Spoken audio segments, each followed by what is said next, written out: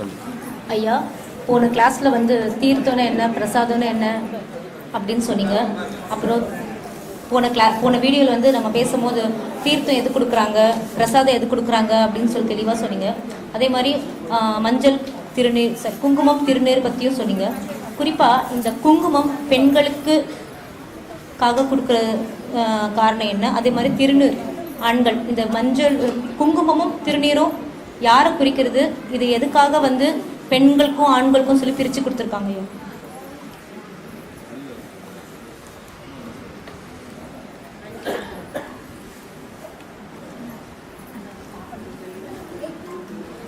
உலகத்திலேயே எத்தனையோ விதமான இதுகள் இருக்குது. ஆனால் அத்தனை பொருள்லையும் மஞ்சளுக்குன்னு தனித்துவம் உண்டு. மஞ்சள் வந்து ஒரு வாசப்படியில் பூசி வச்சின்னா கூட ஒரு பூச்சி போட்டு உள்ளே வராது.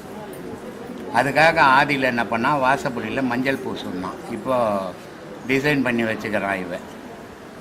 ஏன்னா நாயை வெளியே கட்டி மனுஷன் பெட்டில் படுப்பான். இப்போ இவன் வெளியே படுத்துக்கு நாயை பெட்டில் படுக்க வைக்கிற காலம் இது. அதனால் அதெல்லாம் செய்யறதில்லை. பெண்கள் வந்து குங்குமம் வைக்கணும், இல்லை ஏதாவது பொட்டு வைக்கணும். இதுக்கு என்ன காரணம் அப்படின்னா, சாதாரணமாக ஒரு மனிதனை நீ நெத்தியை தொடுன்னா தொட்டுக்க மாட்டான். தொடுவானா? தொட மாட்டான். ஆனால் பொட்டு வைக்கணும்னா தொட்டுப்பான். அதுக்கு பேர் என்ன? பதி. கடவுள் இருக்கிற இடம். அதை தொடம்போது தான் உனக்கு உடலெல்லாம் உணர்வு ஏற்படும். அந்த உணர்வு அன்னாடம் ஏற்படணுன்றதுக்காக நீ குளித்து மஞ்சள் பூசி உன் உடம்புல எந்த கிருமியும் வராமல் குங்குமம் வைக்கும்போது ஒரு மகாலட்சுமியே அந்த வீட்டுக்கு வந்த மாதிரி இருக்கும். அதே நேரத்தில் அந்த பெண்ணுக்கு அது பாதுகாப்பாகவும் இருக்கும் இல்லையா? அந்த உணர்வு ஏற்படுறதுக்காக அங்கே பொட்டு வைக்கிறது. அதை வச்சே ஆகணும் எல்லாரும். ஆண்கள் வந்து பட்டை போட்டுக்கு அந்த உணர்வை உண்டாக்கிறான். சில பேர் நாமம் போட்டு அந்த உணர்வை உண்டாய்ப்பான். இதை 2 வெள்ளை போடுவாங்க சில பேர் நாமத்தில், நடுவில் சகுப்பு போடுவாங்க. இது என்ன அப்படின்னா சந்திரகலை, சூரியகலை, அக்னிகலைன்னு அர்த்தம். இப்படி அந்த குங்குமம் வந்து பெண்களுக்கு முக்கியம். ஆனால் இது கல்யாணம் ஆகிற வரைக்கும், இளமையிலேருந்து கல்யாணம் ஆகிற வரைக்கும் அந்த குங்குமங்களை இட்டுன்னு வராங்க. கணவன் இறந்து அமங்கலி ஆகும்போது அவங்க என்ன பண்ணுறாங்கன்னா அந்த குங்குமத்தை விட்டு விபூதி வைக்க ஆரம்பிக்கிறாங்க. இதுக்கு என்ன காரணம்? சில பேர் ஆம்பளைங்க கூட விபூதி பூசுவாங்க, குங்குமம் வைப்பாங்க. மனைவி இருந்துட்டால்னா வெறும் விபூதி பூசுவோம். இதுக்கு என்ன காரணம்? குங்குமன்றது பெண்ணு, விபூதின்றது ஆண். ரெண்டும் இணைஞ்சு வாழறது இல்லறம். அப்போ கணவன் போயிட்டான், எனக்கு இல்லறம் இல்லை அப்படின்னு உலகத்துக்கு காட்டுறதுக்காக திருநீரிட்டான். அதே மாதிரி எனக்கு மனைவி இல்லை அப்படின்றதுக்காக அவன் குங்கத்தை கழிச்சிட்டு திருநீரிட்டான் இல்லையா? எதுவுமே மூடத்தனமாலாம் வைக்கல முன்னோர்கள், அறிவுபூர்வமாக வச்சுக்கிறாங்க. ஆனால் இப்போ அதை மூடத்தனமாக ஆக்கிக்கின்னு தெரிஞ்சுன்னுக்கிறானுங்க. எல்லாம் சரியாக வச்சாங்கம்மா பெரியவங்க, அறிவாளிகள் அப்போ இருந்தவங்க. இப்போ அந்த அளவுக்கு அறிவு இல்லை, முட்டாள்தனமாக இருக்கிறாங்க என்ன மாதிரி. அதனால் அது புரிஞ்சிக்க முடியல. இதுக்கு தாமா வச்சாங்க அதெல்லாம். அப்புறம் இன்னொரு கேள்வியா, இப்போ சொல்லு, அங்கே ஆணோட சக்தி வந்து விந்து அணு, அதே மாதிரி ஒரு பெண்ணுக்கு வந்து ஸ்ரோனிதம் சொல்றீங்க. சரிங்களா? இப்போ ஒரு இள வயசுல இருக்க பெண் இருக்காங்க, அவங்க அந்த பாடங்கள்லாம் பண்றாங்க. ஏதோ ஒரு சந்தர்ப்ப சூழ்நிலையால அவங்களுக்கு வந்து அந்த கர்ப்பப்பை எடுக்கப்படுகிறது. அப்போ அவங்களுக்கு ஸ்ரோனிதம் சொருக்கிறது இல்லாம போயிடும். இல்லை, கர்ப்பப்பைன்றது வேற, விந்து சுரோனிதம் தங்கிறது வேற. அது விந்து பை, சுரோனித பை. கர்ப்பப்பைன்றது குழந்தைய சுமக்கிற பை. அது இதுக்கும் அதுக்கும் சம்பந்தமே கிடையாது. ஒரு மனிதனுக்குள்ள ஒருத்தனுக்கு ஆணுக்கு விந்து இல்லைன்னா அவன் செத்து போயிடுவான், வாழவே முடியாது உலகத்தில், மூச்சு வராது அவனு. அதுக்கு தான் அந்த மூச்சு வர்றதுக்கு தான் குண்டலி பாம்புன்னு அர்த்தம். எவ்வளோ அறிவுபூர்வமாக கண்டுபிடிச்சி எவ்வளோ அறிவுபூர்வமாக வச்சிருக்கிறான் பாரு. அந்த குண்டலி பாம்புன்னு அந்த விந்தை ஏன்னு சொன்னான்னா, அந்த விந்து இருக்கிறதால தான் இவனுக்கு மூச்சு வருது. மூச்சு வர்றது எப்படி வருது? பாம்பு சீர்ற மாதிரியே நமக்கு மூச்சு அப்படி தானே இருக்குது, மூச்சு விட்டோம்னா. அப்போது இது பாம்பு மாதிரியே வருதுடா. இது எங்கேருந்து வருதுன்னா குண்டலி பாம்புடா. அதுன்னா குண்டலின்றது அது ஒரு ஒய் ஜாயிண்ட் மாதிரி. அது இதெல்லாம் வந்து ஏமா ஏன் இந்த கொலவாரி ஒன்று இல்லை ஐயா. இப்போ வந்து இப்போ ஒரு ஒய் ஜாயிண்ட் மாதிரி. அது இந்த ஒய் ஜாயிண்ட்டில் யூரின் ஒன்றில் ரொம்பது, ஒரு பையில் ரொம்பது, விந்து சுரோனிதம் ஒரு பையில் ரொம்பது. யூரின் அதிகமாச்சுன்னா யூரின் வருது, விந்து அதிகமாச்சுன்னா தானாக வெளியே போகுது. ரெண்டும் ஒரு இதில் தான் நிற்கிது. ஆனால் கர்ப்பப்பைன்றது அது தனி.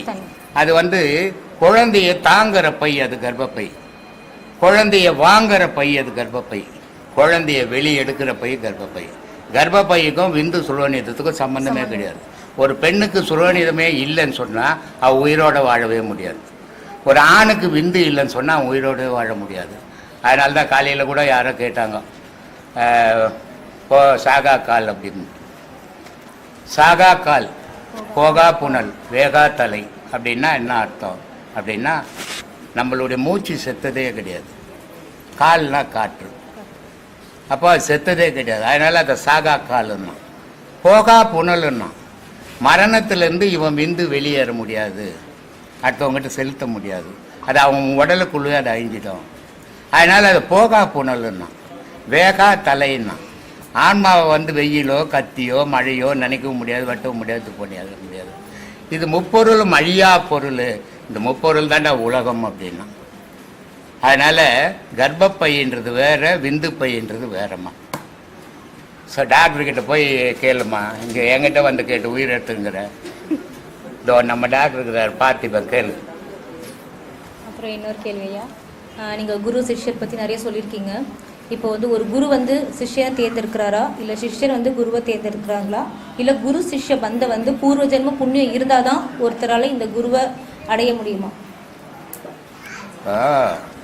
ரோட்டில் நான் போயினாக்கிறேன், குரே வடங்குரே அப்படின்றான், சீடன் ஆகிட முடியுமா? சொல்லு, அவன் குருவேன்ட்டானே, சீடன் ஆகிட முடியுமா? நான் சொல்கிறேன் சிஷ்யா வேணும் சிஷ்யா அப்படின்றான், அவன் சிஷ்யன் ஆகிட முடியுமா? இது வாய் வார்த்தையால் ஆவது இல்லை, நிஜத்தில் ஆகணும். சீடன் அவன் குருவாகும். குருவும் நிஜ குருவாக இருக்கணும், சீடனும் நிஜ சீடனாக இருக்கணும். நான் சொல்லி கொடுக்கறதில்ல, மாறுபடாதவன் தான் சீடன் இல்லையா? ராமகிருஷ்ண பரமஹம்சர் எத்தனையோ சீடர்களுக்கு உபதேசம் கொடுத்தாரு. ஆனால் யாராலேயாவது அவர் வெளிப்பட்டாரா? வெளிப்படலை. ஆனால் அவர் சொல்கிறாரு, தடிக்கு உண்டா தெரு நிறைய குருமார்கள் இருக்கிறாங்க, ஆனால் ஒரே ஒரு சீடன் எனக்கு கிடைக்கல அப்படின்ட்டு. அந்த ஒரு சீடன் தான் விவேகானந்தர். அந்த ஒரு சீடன் விவேகானந்தர் வந்த உடனே விவேகானந்தருக்கு அதுக்கப்புறம் தான் விவேகானந்தர்ன்ற பேர், அவருக்கு நரேந்திரன் தான் பேர். அந்த ஒரு சீடன் விவேகானந்தர் கிடைச்ச பிறகு ராமகிருஷ்ணர் உலகத்துக்கே தெரிஞ்சார். அதுக்கு முன்னே கல்கட்டாக்கே தெரியாது. அப்போது இந்த சீடனால் அந்த குரு வெளிப்பட்டார். அந்த குருவால் இந்த சீடன் உலகமெல்லாம் போனான். இதுதான் உண்மையான குரு சீடம் பந்தம். சும்மா நீங்கள் உட்காந்து 4 கேள்வி கேட்டு நான் அவர் சிஷ்யங்கன்னு போய் வெளியே சொன்ன சீடன் ஆக முடியாது. நான் சொன்னதுலேருந்து மாறாமல் இருந்தால்தான் நீ சீடன். நான் சொன்னதெல்லாம் செய்தால்தான் சீடன். நீ என்னை வெளிப்படுத்தினால்தான் சீடன், இல்லைன்னா சீடன்னு சொல்லிக்க முடியாது. நான் பல வீடியோக்களில் சொல்ல, எனக்கு சரியான ஒரு உண்மையான சீடன் கிடைக்கல அப்படின்ட்டு இல்லையா? மலேசியாவில் ஒரு 2 உபதேசம் தான் வாங்கியிருக்கிறேன், தியாகராஜம் பண்ணிட்டு. அடுத்த மாதம் அவங்க ஒரு 40 பேர் ஒன்றா வராங்க மலேசியாவிலேருந்து. 2 உபதேசம் வாங்கிட்டு எனக்கு கோவில் கட்டிட்டான். அவன் வீட்டில் 1000 எதிர்ப்பு. அவன் மனைவி, நீ போய் இடம் வாங்குற, வீட்டுக்காக செய்யாத, பசங்களுக்காக செய்யாத, யாருக்கோ கோசம் செய்கிற அப்படின்னு பல எதிர்ப்புகள் வரதான் செய்யும்.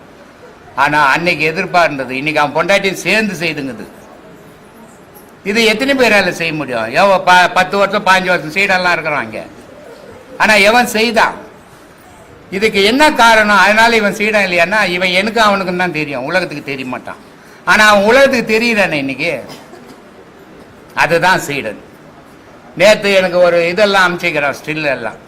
அங்கே என் ஃபோட்டோ போட்டு அந்த கோயில் சிலையெல்லாம் செய்து வச்சிட்டான். நேற்று கவர்மெண்ட்லேருந்து ப்ரூஃப் வாங்கி அந்த போர்டெல்லாம் பெரிய போர்டுங்கெல்லாம் வச்சுருக்கிறான். அதை எனக்கு அனுப்பிச்சான். என்னுடைய இது போட்டு அவனுடைய ஃபோட்டோ போடல. செலவு பண்ணுவான் அவன் தானே, அவன் ஃபோட்டோ தானே போட்டுக்கணும். கோயிலுக்கு ஒரு லைட்டு வாங்கி கொடுக்கணுன்னா சாமிக்கு டியூப் லைட்டு ஃபுல்லாக இவன் பேர் அட்ரஸ் எல்லாம் எழுதி லைட்டை போட்டின்னா வெளிச்சமே இருக்காது. இப்படி செய்கிற காலத்தில் அவன் அவ்வளோ பெரிய கோவிலை கட்டி லட்சக்கணக்கில் செலவு பண்ணி அவ்வளோ செலவுகளை செய்து பேனர் வைக்கும்போது அவன் பேர் போட்டுக்கல அதில். அப்போ அவன் எப்படிப்பட்ட சீடனாக இருக்கணும் இல்லையா? அரக்கோணத்துலேருந்து ஒரு பொண்ணு வருது இங்கே புருஷன் பொண்டாட்டி வருவாங்க, 2 குழந்தைங்க வருவாங்க. 40 சென்ட் இடம் திண்ணனூர்லேருந்து திருவள்ளூர் போகிற வழியில், பாக்கத்துலேருந்து திருவள்ளூர் போகிற வழியில் 40 சென்ட் இடம் எனக்கு கோயில் கட்டுறதுக்கு வாங்கி வச்சுக்குது. அப்போது சீடர்கள் எல்லாரும் வசதியாக இருக்கிறவங்க தான். சில பேருக்கு வசதி இல்லாமல் இருக்கு, ஆனால் செய்யணுன்ற மனம் இல்லை. ஏழை மனமாக தான் இருக்குது, பணக்கார மனமாக இல்லை. ஆனால் பணம் ஏராளமாகுது. அதனால் சீடன் குரு சீடன்றத அவன் எந்த நேரமும் என்னை நினச்சி உருக்குறான்னா அவன் சீடன். எதுவும் ஆசிரியத்தா குரு வர குரு அப்படின்ட்டு போகிறவங்களாம் சீடன் ஆகிட முடியாது. குருன்னு சொன்னால் சீடன் ஆகிட முடியாது. நான் சீடா